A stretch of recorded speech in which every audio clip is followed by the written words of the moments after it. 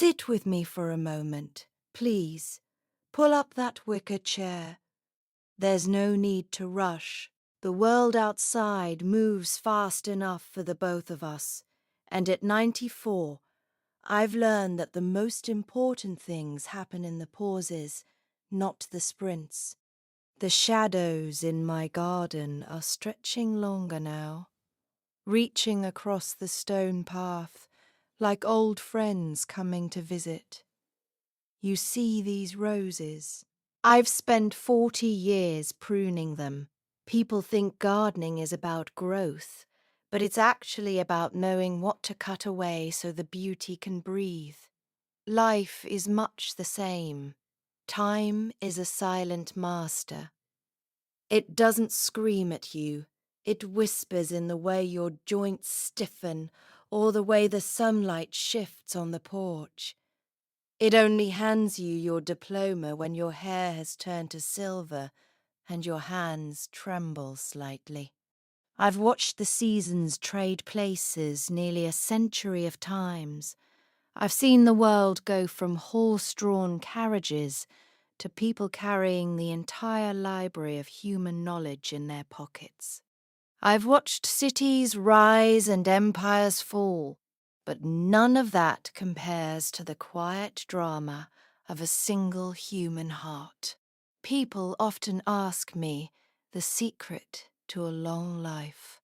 They expect me to talk about kale, or walking 5 miles a day, or having good genes. I usually just smile and nod. But the truth is, the body is just a shell, a vessel.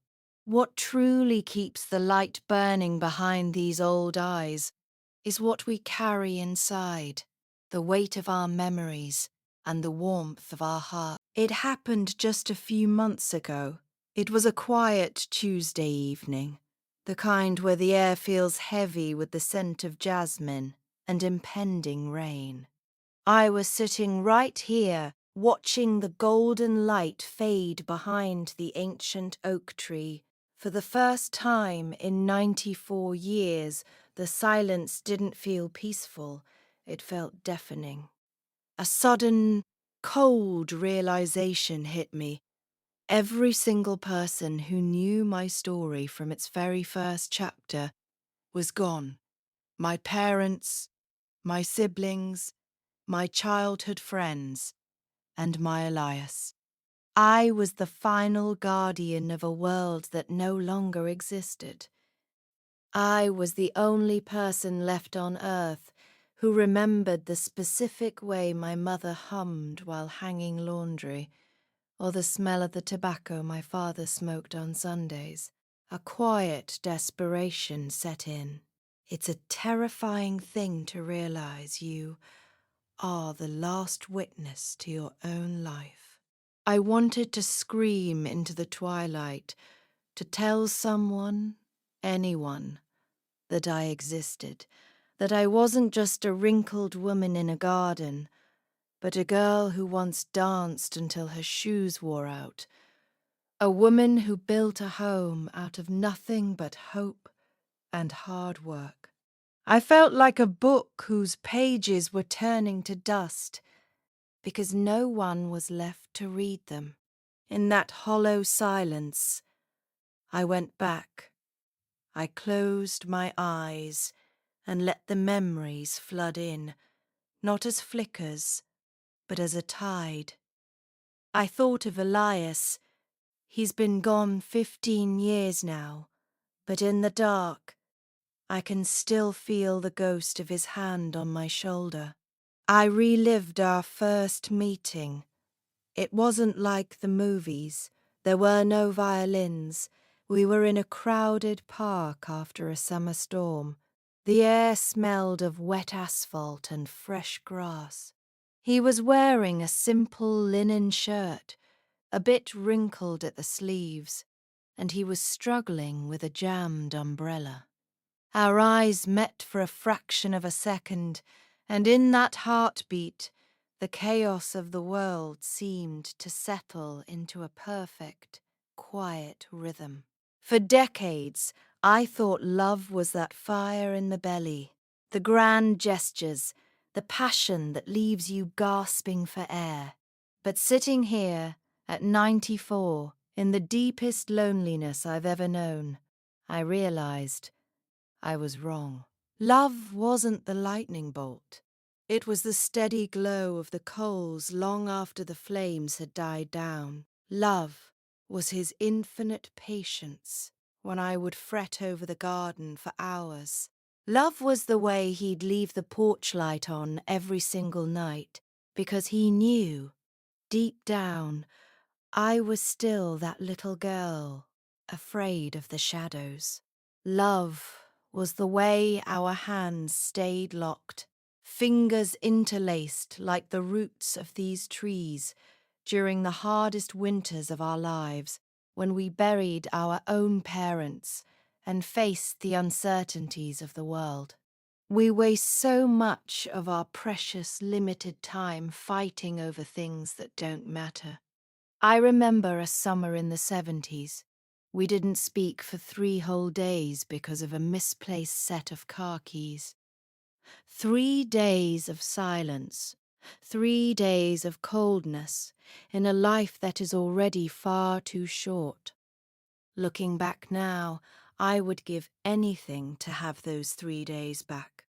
I'd spend them talking about nothing, or just listening to him breathe. What a waste pride is. If I could reach through the veil of time and grab that younger version of myself by the shoulders, I would shake her and say, "Apologize. It doesn't matter who is right. What matters is that you are together." Pride is a very cold bed to lie in when you get old. It offers no warmth, no comfort, and it certainly doesn't hold your hand when you're scared.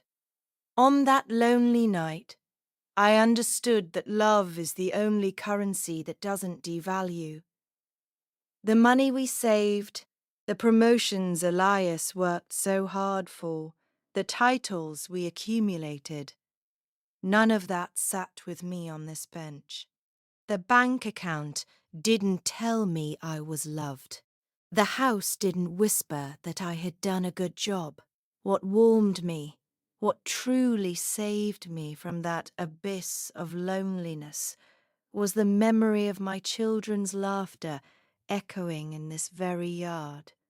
It was the feeling of damp grass under our bare feet during those long, golden family summers.